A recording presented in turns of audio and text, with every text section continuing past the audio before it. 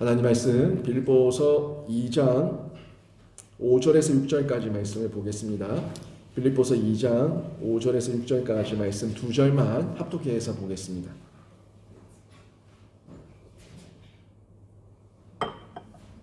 5절, 6절 두 절입니다. 합독해서 함께 보겠습니다. 같이 읽습니다. 시작. 너희 안에 이 마음을 품으라. 곧 그리스도 예수의 마음이니 그는 근본 하나님의 본체시나 하나님과 동등됨을 취할 것으로 여기지 아니하시고. 아멘.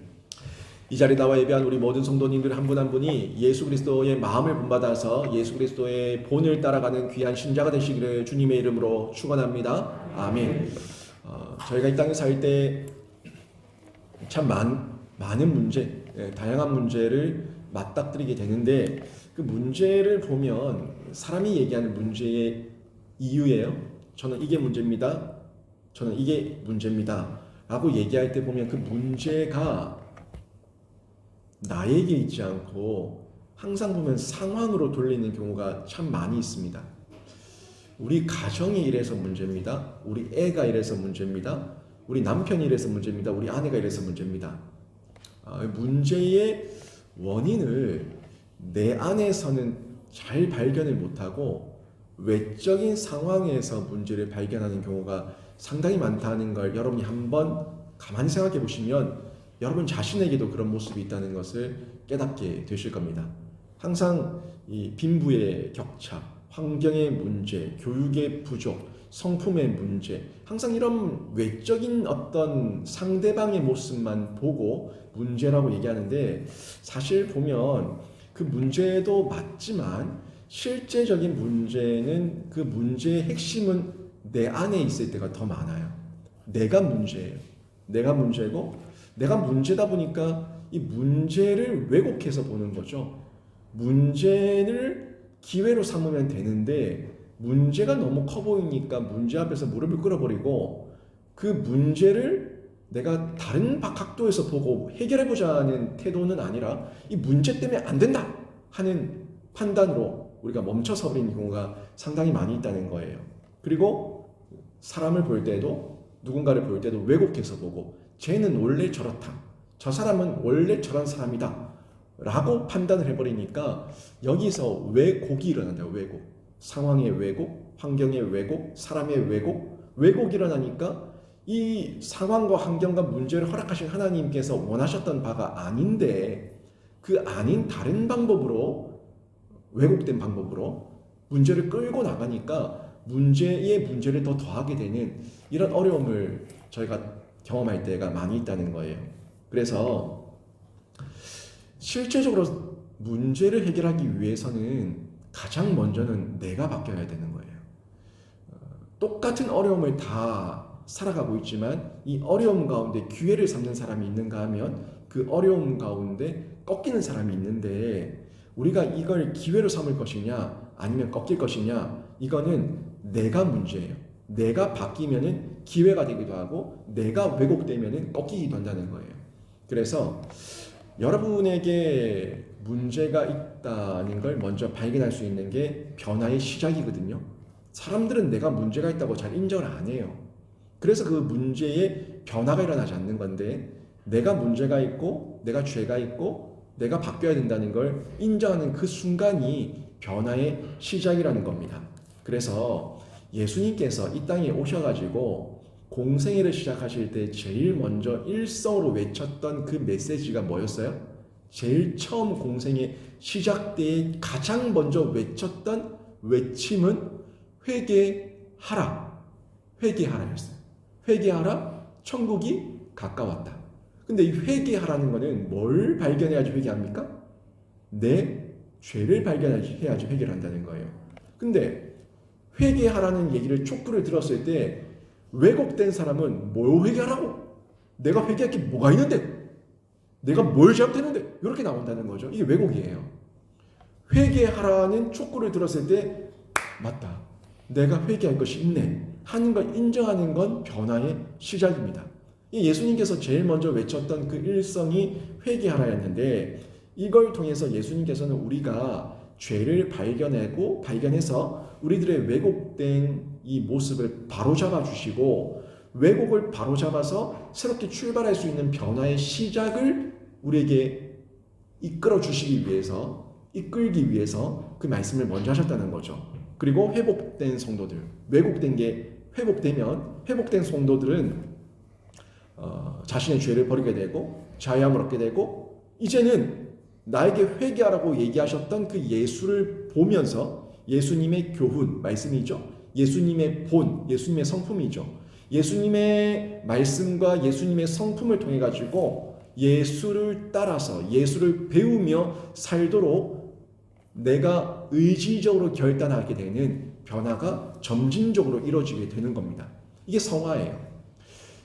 회개했다고 한순간에 사람이 완성된 것도 아니고요. 예수님의 말씀을 한 번 들었다고 완성된 것도 아니고요. 예수님의 성품을 한 번 따라했다고 내가 완성된 것도 아니에요. 이 땅을 살고 있는 중에는 우리에게 완성이 없어요. 그래서 성화고요. 예수님의 재림 때에 우리의 영과 육이 완전히 하나가 되는 그때에 에덴의 처음 모습으로 우리 창조 때 그 모습으로 회복될 그때가 영화예요. 그 전까지는 우리의 부족한 부분이 있는데 다만 이 땅에서는 우리의 육체 가운데 죄성이 있으니까 그 연약함이 자꾸 자범죄로 드러나고 있는 거고 우리가 다만 육이 이 땅에 묻히고 영이 먼저 하나님의 낙원에 이르게 되면 거기서는 우리 하나님께서 완성하신 새하늘과 새 땅에서 누리게 될 영화의 단계에서 누리게 될 그 복락을 육체만 없을 뿐이지 똑같이 누리는 거예요. 똑같이 누리다가 다 경험하고 있다가 예수님이 재림 때가 되면 영과 육이 하나가 되어서 완전한 영화, 완벽한 영화, 그 기쁨을 누리게 된다는 거죠. 아무튼 저희가 이 땅에 있는 중에는 연약함이 있을 수밖에 없고 부족함이 있을 수밖에 없다는 걸 저희가 잘 알고 있는데 이걸 놓치면 안 돼요.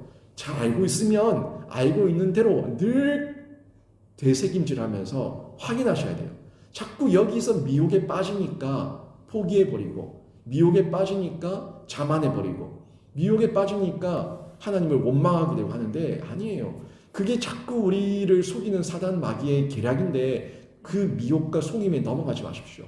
연약하면 연약할수록 더 예수 이름을 부르면 되고 또 죄를 지었으면 죄를 지은 대로 속히 주님의 은혜 보좌 앞에 나와서 담대히 기도하며 주님의 이름을 부르면 되는 겁니다. 그 가운데 계속 예수를 닮아가는 과정 중에 있다는 걸 여러분이 계속 기억하셔야 되는데 오늘 제가 예수님에 대한 부분을 소개하는데 빌립보서에서도 이제 5절 6절에서 예수를 소개하고 있는데요. 여기서 두 가지를 얘기해 주는 부분이 뭐냐면 예수는 우리에게 있어서 인성을 가지신 본이 되신다는 거예요. 본이 된다는 것은 우리에게 보여진 바가 있어야지 본이 되는 건데 인성으로 오셔야지만 본이 돼요. 예수님의 신성은 우리가 본을 받을 수가 없어요. 예수님의 신성은 우리에게 비공유적 속성들이 너무 많기 때문에 공유되지 않은 영역을 우리가 침범할 수도 없고 따라할 수도 없고 흉내낼 수도 없는 거예요. 그래서 우리가 예수님을 닮아간다는 것은 예수님께서 이 땅에서 사셨던 외적인 본이 있으니까 이 본을 인성을 보여주셨던 걸 저희가 따라가는 거고 그 다음에 우리가 예수님의 신성을 받아들이는 것은 예수님이 나의 구세주이시다, 나의 구원자이시다 하는 이 존재 그 자체를 받아들이는 거예요. 나의 메시아시다, 나의 그리스도시다, 나의 구원자시다. 요거는 그 누구도 흉내낼 수 없는 거고 나도 흉내낼 수 없는 거고 그 누구도 없어요. 오직 예수 그리스도만 우리에게 구원자가 되어줄 수 있는데 이 구원자는 예수께서 하나님이시기 때문에 가능한 거예요. 그러니까 예수께서 인성도 보여주셨는데 인성은 우리가 본받는 거고 또 예수께서 신성도 보여주셨는데 신성은 우리의 구원자라는 걸 내가 인정하는 거예요. 이 두 가지를 오늘 본문에서 제가 좀 살펴볼 수가 있어요. 우리의 내면을 바꿔주시는 구원자, 구세주, 또 우리에게 본과 모델이 되어주시는 분, 이 두 가지 측면을 다 고려해서 저희가 잘 보고 예수를 받아들이고 예수와 연합되고 또 예수를 따라 배우면서 예수님의 모습으로 바뀌어가는 이 성화의 과정, 이 두 가지를 함께 기억해야 된다는 건데요. 많은 사람들은요, 예수를 본받기에 앞서서 예수를 믿어야 될 사람들이에요. 뭐 저희는 예수를 믿으니까 예수를 본받기 위해서 여기 말씀을 듣고 기도도 하고 매 시간 신앙의 여정을 걸어가고 있는데, 사실 세상에 있는 많은 사람들은 예수를 본받아야 될 사람이 아니라 예수를 믿어야 될 사람들이에요. 예수 자체를 안 믿고 있으니까 본받을 수도 없는 거예요. 그러니까 이런 부분들을 우리가 기억하면서 보는데, 누구든지 예수님을 진실하게 믿어야지만 본받을 수가 있다는 거죠.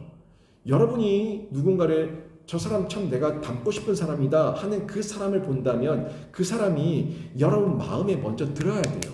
마음에 흡족하고 마음에 들고 마음에 뭔가 사모할 만한 게 있어야지 나도 저 사람처럼 되고 싶다 하는 롤 모델이 생기지.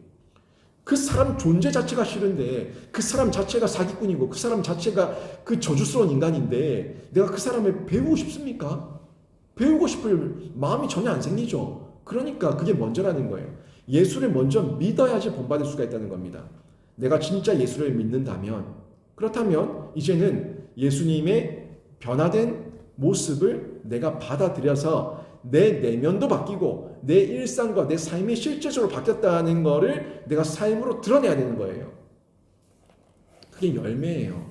그게 열매예요.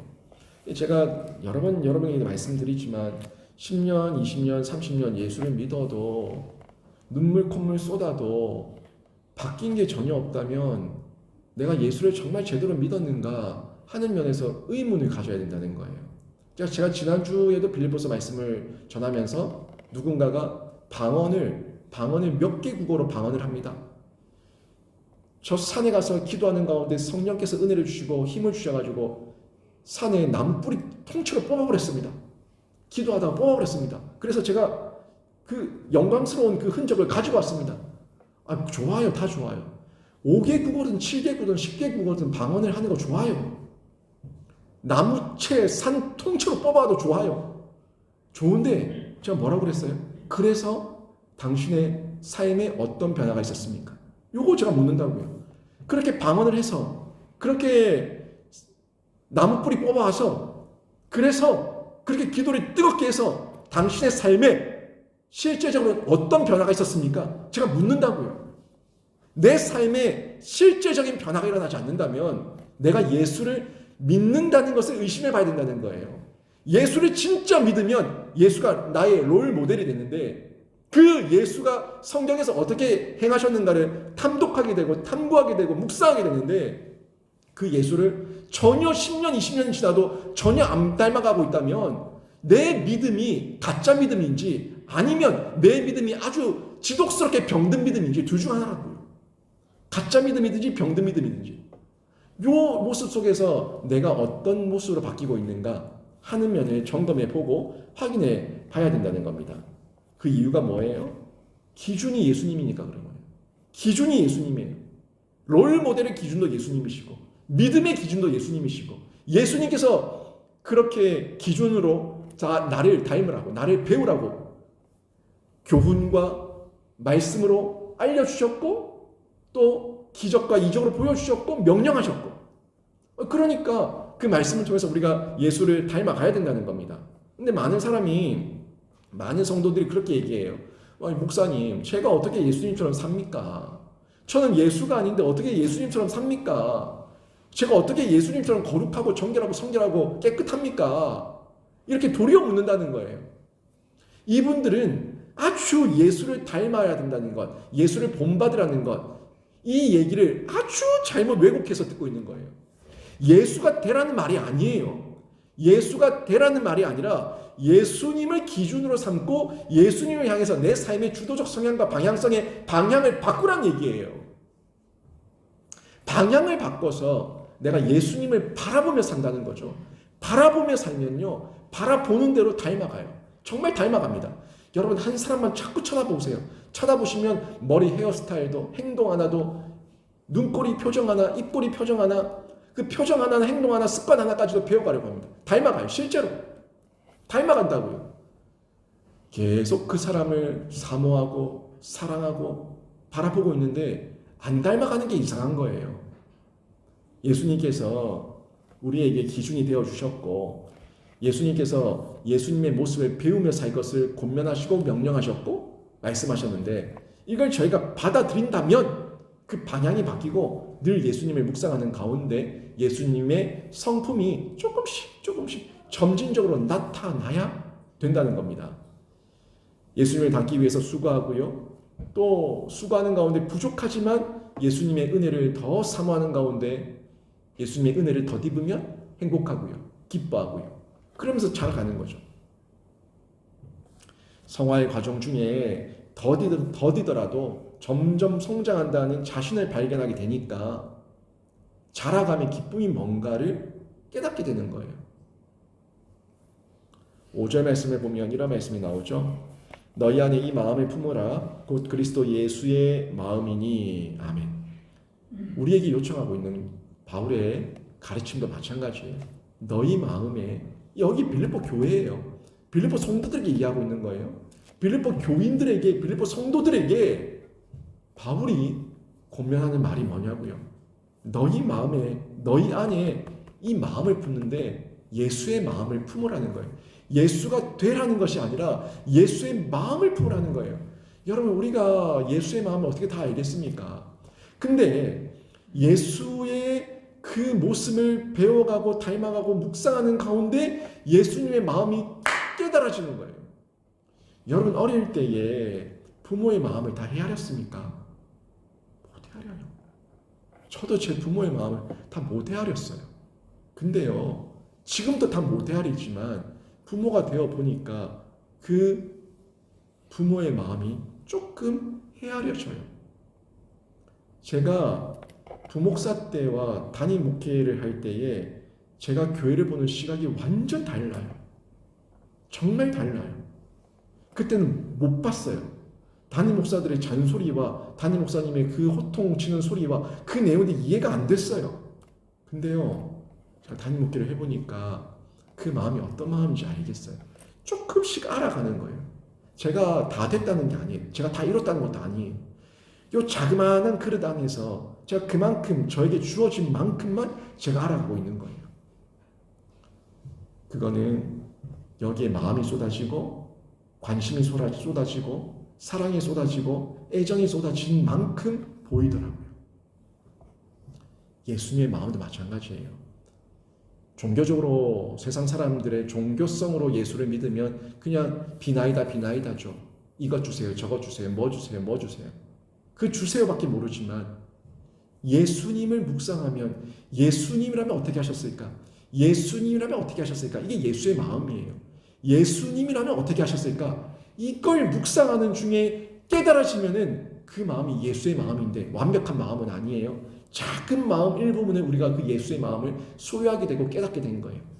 진짜 깨달으면 행동한다. 진짜 깨달으면 거기에 대한 적절한 반응이 실제적으로 나타나게 된다고요. 이걸 성도들이 자꾸 잊어버리니까 바울이 감옥에서 그 서신을 보냈는데 그 빌립보 칭찬받을 만한 교회의 성도들에게 권면하고 있는 거예요. 너희 안에 이 마음, 예수의 마음을 품으라는 거예요. 왜요? 자꾸 미혹받으니까, 자꾸 유혹받으니까, 자꾸 흔들리니까. 그러니까 기준 흔들리지 말고 예수 바라보라는 거예요. 여러분, 기준 뭔지 알잖아요. 체육 시간 때 선생님이 기준 정해주면은 기준 하면은 4열 종대든 5열 종대든 뭐 횡대든 종대든 회차 모여. 그러면 기준은 가만히 있어요. 가만히. 기준을 중심으로 모이는 거예요. 여러분 인생에, 여러분 신앙의 모든 롤모델과 여러분의 위로와 격려의 모든 기준이 예수 그리스도가 되기를 주님의 이름으로 축원합니다. 예수 그리스도 외에 다른 것으로 위안과 위로를 받으려고 할 때 미혹받는 겁니다. 유혹당하는 겁니다. 흔들리는 겁니다. 그래서 예수님께서도 우리에게 기대하시는 거는 딴 거 아니에요. 바울을 통해서 전달하는 이 메시지 그대로 예수의 마음을 품으라는 거예요. 이 땅에 성육신하시고 낮아지신 그 비하, 그리고 이 땅에 오셔서 복음으로 사람을 살리고 키우고 고치시면서 십자가를 지셨던 그 비참한 그 십자가의 고난과 고통과 죽음까지, 그 하나님 아버지께서 우리를 사랑하시는 그 사랑의 마음, 그 자세를 우리가 조금이라도 알기를 원하시는 거예요. 십자가에서의 고통과 죽으심이 나를 향한 어떤 사랑이었는가를 깨닫게 되면 그걸 깨달은 만큼 우리가 조금씩 변화가 일어나고 성장도 일어나고 또 이걸 다른 사람들에게 자랑하고 싶은 욕구와 욕망과 또 기쁨과 즐거움이 솟아오르니까 담대함이 생기니까 더 힘있게 용기 내어서 십자가를 자랑할 수가 있는 거예요. 예수님은 결국 그 마음 품기를 요구하시는 거지 우리에게 예수님처럼 기적을 행하고 예수님처럼 이적을 행하고 그런 업적과 외모와 흉내를 요구하고 있는 게 아닙니다. 이 예수의 마음을 품은 자들이 모인 공동체가 교회예요. 교회는 세상의 공동체와 구별됩니다. 예수의 마음을 풍성하게 품은 사람들이 모인 곳, 예수님의 마음을 품은 사람들, 저와 여러분, 우리 모두가 예수의 마음을 품고 모여야지 여기가 교회가 되는 거지. 다 딴 마음 가지고 여기 모이면요, 여기 동아리입니다. 여기는 개모임입니다. 여기는 정당이에요. 다 딴 마음 가지고 모이면요, 여기는 아무런 의미 없어요. 아무런 능력도 나타나지 않아요. 그런 모임은 철저하게 자기 중심적인 모임이기 때문에 자기 뜻과 조금만 배치되고 자기를 조금만 더 무시하고 자기가 조금만 소외당하면 언제든지 등 돌리고 오늘의 동지가 내일의 적이 될 수 있는 곳이 세상 사람들의 모임이에요. 그러니까 정당 파벌들 보십시오. 오늘은 동지, 내일은 적. 개모임, 동아리 다 자기만을 위해서 자기의 욕구에 의해서 자기의 필요에 의해서 모였다가 흩어지는 것. 기준이 뭐예요? 나예요. 내가 기준이에요. 내 기준이 안 맞으면 안 해. 이게 세상의 모든 모임이에요. 근데 우리 교회는 어떻다고요? 기준이 누구라고요? 예수 그리스도입니다. 예수 그리스도를 기준으로 삼았을 때 내가 예수께 끼워 맞추는 거지 예수가 나에게 끼워 맞춰지는 게 아니에요. 내가 예수님께 맞춰야 되는 거예요. 예수님의 모습을 배우고 본을 받고 그 마음을 깨달아가는 중에 예수 앞에 굴복해가는 모습, 이게 우리 교회의 모습이라는 겁니다. 교회는 결국 예수의 마음을 품고 예수 때문에 연합하고 예수 때문에 하나 되는 공동체로 세상에 변함없이 빛과 소금이 되는 공동체가 교회인데 우리 교회가 예수의 마음을 많이 품고 날마다 자라가며 더욱더 연합되고 하나 되는 귀한 교회가 되기를 주님의 이름으로 축원합니다. 또 6절에 보시게 되면은 이런 말씀이 나오는데 그는 근본 하나님의 본체시나이 나오죠. 예수님의 마음이 어떤 마음인가를 알기 위해서 이 근본 하나님의 본체시라는 부분이 상당히 의미가 있고 또 우리가 확인해 봐야 됩니다. 여기서 근본이라고 하는 것은 시간적 요소가 강조된 단어거든요. 근본. 이 근본이라는 단어. 요게 지금 우리 한글 성경으로는 근본이라고 번역이 되어 있는데 원어를 보고 원어에 맞게 좀 의미를 다시 한번 부여를 하면 어떤 표현이 되냐면 원래부터 하나님의 본체시나, 그러니까 예수는 원래부터 근본 하나님의 본체시나, 또는 예수는 처음부터 하나님의 본체시나, 예수는 영원 전부터 하나님의 본체시나, 이렇게 들어가는 게 더 어감이 우리한테 확 와닿아요. 근본 잃어버리면 근본 이런데 이 사실 이 근본은 시간적 순서, 시간적인 걸 초월하는 내용으로서의 근본이라는 단어인데 이 단어는 그러니까 원래부터, 처음부터, 영원 전부터, 이게 더 정확한 단어라는 거죠. 그러니까 예수님은 시간이라는 것에 한정되어 있는 분이 아니라 시간을 초월해 있는 본체셨다 하는 걸 지금 6절에서 전달해 주고 있는 거예요. 본체라고 하는 것은 사물을 사물되게 하는 본질이거든요. 본체, 이게 사실 본체, 하나님의 또 근본, 본체라고 하는 거, 제가 근본을 얘기했고, 근본은 시간적인 거고, 본체라고 하는 거는 그 사물을 사물되게 하는 그 본질이 본체예요. 정리하면 이게 무슨 말이냐면 예수님은 모든 시간이 시작되기 전부터 하나님이 하나님 되시게 하는 본질이었다. 요 얘기예요. 그러니까 그는, 예수는 근본, 원래부터, 영원 전부터 하나님 되게 하는 하나님이었다. 요 얘기입니다. 이해가 되십니까? 다시 한번. 그는 예수입니다. 근본 하나님의 본체시나. 여러분, 우리말로 의역해서 예수는 영원 전부터, 원래부터, 처음부터 하나님을 하나님 되게 하는 하나님이셨다. 요 얘기예요. 누가요? 예수가. 예수께서 그런 분이었다는 겁니다. 그러니까 성부와 성자 하나님과, 지금 여기 하나님은 성부를 얘기하고 있고 그는 성자를 얘기하고 있는데, 이 성부와 성자가 하나였다는 걸 얘기해 주고 있는 거예요. 그는 근본 하나님의 본체시라는 건 하나님 되게 하는 예수셨다 하는 거예요. 그러니까 하나라는 겁니다. 하나라는 거. 한 분이셨다는 건데, 이걸 위격으로, 위격으로 성부와 성자를 나누고 있는 위격으로 표현하다 보니까 근본, 본체, 그 하나님 이런 식으로 표현하고 있는 건데, 아무튼 근본과 본체를 통달해서 우리에게 전달해 주고자 하는 것은 하나이다 하는 걸 말씀해 주고 있다는 겁니다. 그리고 신약 성경을 보면은 예수님의 이름이, 예수님 자체가 하나님이라는 걸 지지하고 있습니다. 전체적으로. 전부 다. 신약 성경 전부 다. 신약의 전체가 다 예수님의 이름 자체가 전부 다예요. 빠트림 없이. 전부 다가 예수 자체가 하나님이시다 하는 걸 지지해 주고 있다고요. 이걸 뭘 보면 알 수 있는 거 제가 다 좀 이따 얘기할 건데, 요한복음에 보면요. 요한복음에는 예수님을 하나님의 독생자라고 불렀어요. 근데 이 하나님의 독생자라는 것은 하나밖에 없는 하나님의 아들이라는 얘기입니다. 그리고 예수께서 이 땅에 오셨을 때 천사들이 와서 그 천사들이 예수를 찬양할 때 임마누엘이라 얘기했어요. 임마누엘. 이 임마누엘은 뭡니까? 하나님께서 그 백성과 함께 하신다는 거예요.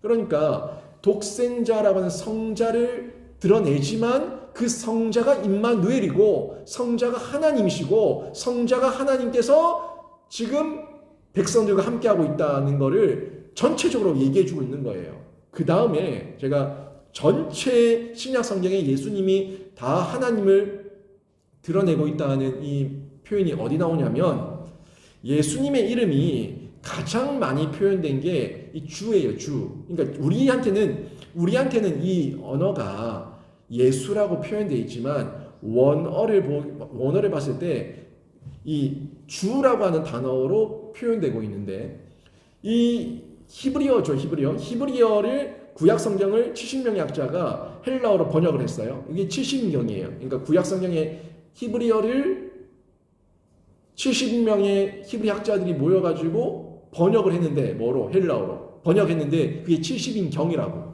70인경인데 이 70인경에 보면은 이 엘로힘이라고 하는 단어가 나와요. 엘로힘은 여호와를 얘기하는 거고, 또 하나님을 얘기하는 거고, 또 여호와라고 나오는데, 요거를 히브리어에서는 제가 저번에 시편 말씀할 때 아도나이라고 얘기했지 않습니까?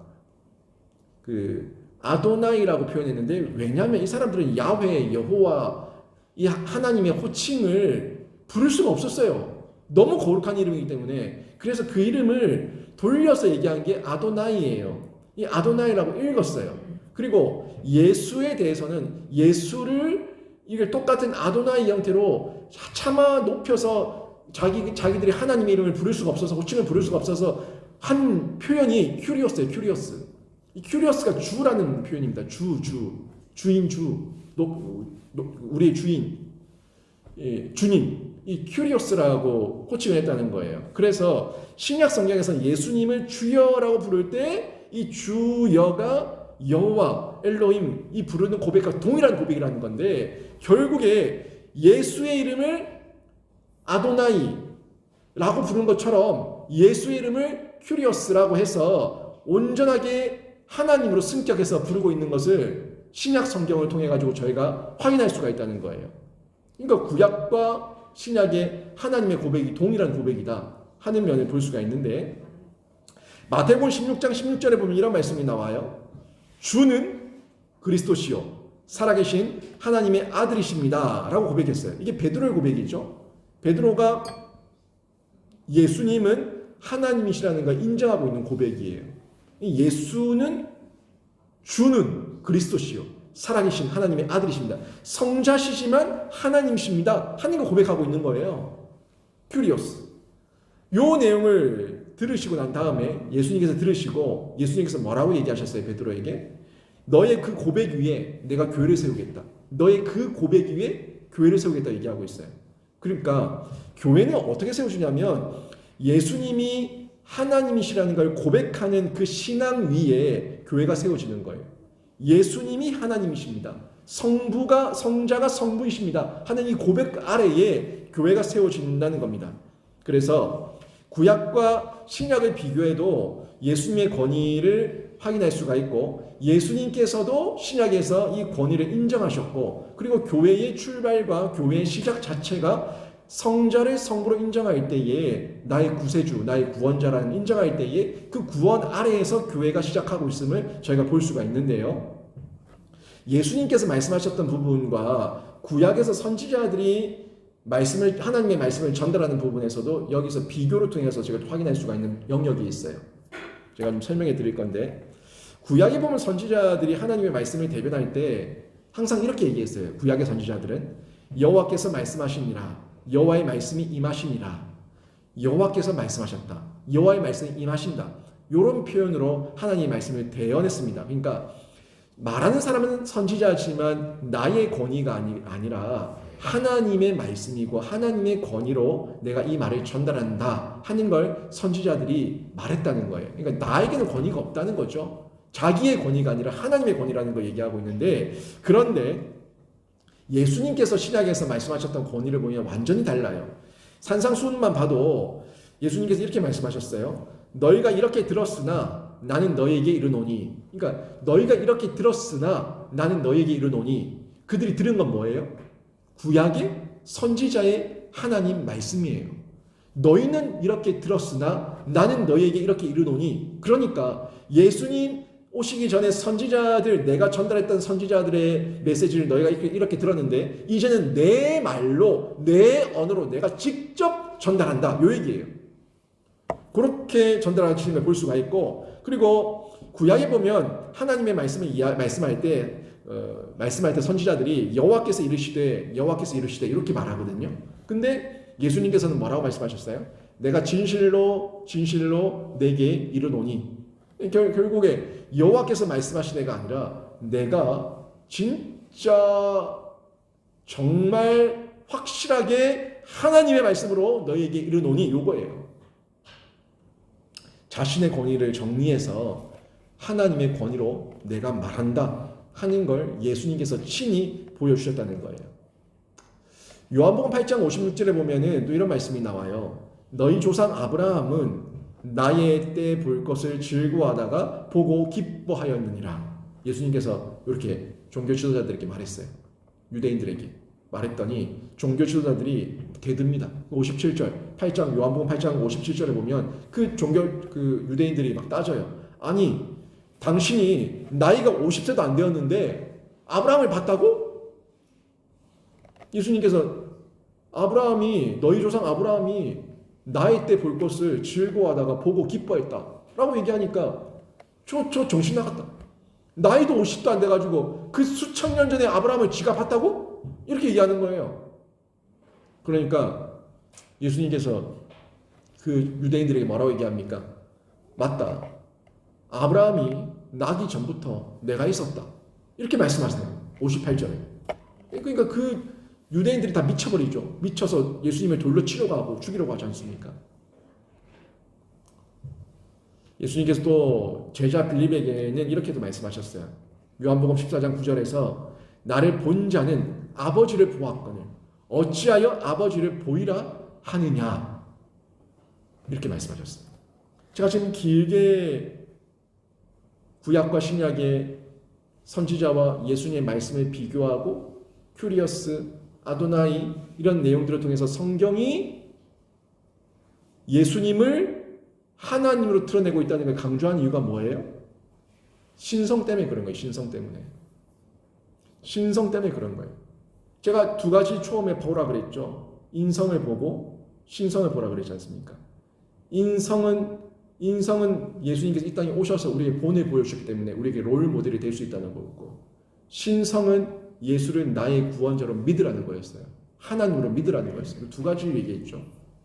근데 제가 인성을 얘기할 때는, 먼저 얘기할 때 우리가 그 인성을 100% 한순간에 배울 수 있는 것도 아니고 한순간에 따라할 수 있는 것도 아니고, 예수의 마음을 품으면 그 마음을 품은 만큼 점진적으로 예수를 닮아가는 모습이 우리 삶 가운데 드러난다는 거예요. 이게 인성이에요. 우리 속에 예수의 연합과 접속이 일어나면 일어날수록 예수를 닮아가면서 인성으로 드러나는 거예요. 그 다음에 두 번째가 신성이었지 않습니까? 신성인데 예수께서 하나님이시다 하는 걸 철저하게 믿으면서, 철저하게 붙들면서 우리 구원자, 나의 구원자, 나의 구세주, 나의 그리스도 하는 이 사실 앞에서 절대 흔들림 없이 예수를 붙들며 살 것을 요구하고 있는 거예요. 성경에 보면 예수께서 하나님 되심은 차고도 넘칩니다. 예수님은 하나님이신 거예요. 그런 예수가 사람의 몸을 입고 이 땅에 오셨기 때문에 우리의 본과 모델이 되고요. 또 예수의 마음을 본받는 것은 아버지의 마음을 본받는 것이기 때문에 우리가 하나님 아버지의 마음을 알면 알수록 그 믿음은 강화되어 가고 우리 삶 가운데 열매는 드러나게 되고 내면과 외면의 실제적인 변화가 나타나게 되는 거예요. 오늘 5절에서 예수의 마음이라고 하는 이 마음이 마음으로 끝나는 게 아니에요. 마음은 결국 내 영혼이에요. 마음은 나의 신앙이에요. 마음은 내 신념이에요. 나의 믿음이에요. 내 영혼이에요. 나의 영생을 하나님께 맡긴 거예요. 그걸 우리가 온전하게 예수를 내 안에 소유하면서 연합과 접속이 되어 있을 때 그 마음이 있는 자에게 롤 모델 된 예수 그리스도의 삶의 흔적과 그 변화의 성숙이 실제적으로 나타나니까 예수의 마음 안에서 인성과 신성 두 가지를 함께 제가 전달한 겁니다. 근본 하나님의 본체시라는 것도 기억하시고, 그는 근본 하나님의 본체시나 하나님이시라고, 그냥 하나님이시라고요. 차고 넘친다고요. 때문에 우리가 이 마음을 본받고 예수를 닮아가기 위해서는요, 성경을 통해서 예수의 마음을 전해받아야 되고요. 또 성령께서 조명하실 때 그걸 깨달아서 우리 삶 가운데 우리의 실제적인 변화로 수고하며 노력하며 뛰어드는 실제적인 헌신을 감당해야 되는데, 이걸 하기 위해서 중요한 게 자기를 비워야 됩니다. 자기를 안 비우면 예수의 마음이 안 들어옵니다. 내 마음이지 예수의 마음이 아니에요. 예수의 마음을 가지기 위해서는 내 마음이 먼저 비워져야 됩니다. 제가 다음 주에 또 볼 건데요. 비움이 없이는 결코 체험이 없습니다.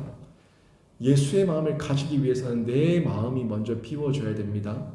내 마음이 비워질 때 예수의 마음이 우리에게 부어지는 것을 볼 수가 있는데, 영광을 얻고 부활을 누리고 넘치는 복을 받기를 원한다면, 영광을 얻고 부활을 누리고 넘치는 복을 받기를 원한다면 비워야 된다고요.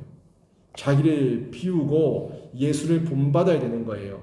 고난 뒤에 영광이 있고요. 죽음 뒤에 부활이 있고요. 비움 뒤에 체험이 있는 거예요. 죽지도 않고 부활을 요구하고, 고난도 당해보지 않고 영광만 달라고 하고, 비우지도 않고 채워달라고 하는 거는, 그거는 어불성설이고 일어날 수 없는 거예요. 죽어야지 부활이 있는 거죠. 고난을 당해봐야 영광이 뭔 줄 아는 거죠. 비워봐야지 체험이 뭔 줄 알지. 비우지도 않았는데 뭘 채웁니까? 결국에 오늘 2장 5절에서 너무 중요한 이 마음, 예수의 마음은 내가 내 육체의 소욕의 마음을 비울 때에 하나님으로부터 부어지는 것이고, 이게 부어지면 부어질수록 내 영과 혼이 살고 내 심령이 살고 그 살아난 기쁨 가운데 삶의 변화와 외적인 열매도 실제적으로 나타나는 모습이 된다는 걸 전달해 주고 있는 거예요. 예수는 그 생명을 소유했던 생명의 근원이고 본체십니다. 그래서 예수는 생명 그 자체십니다.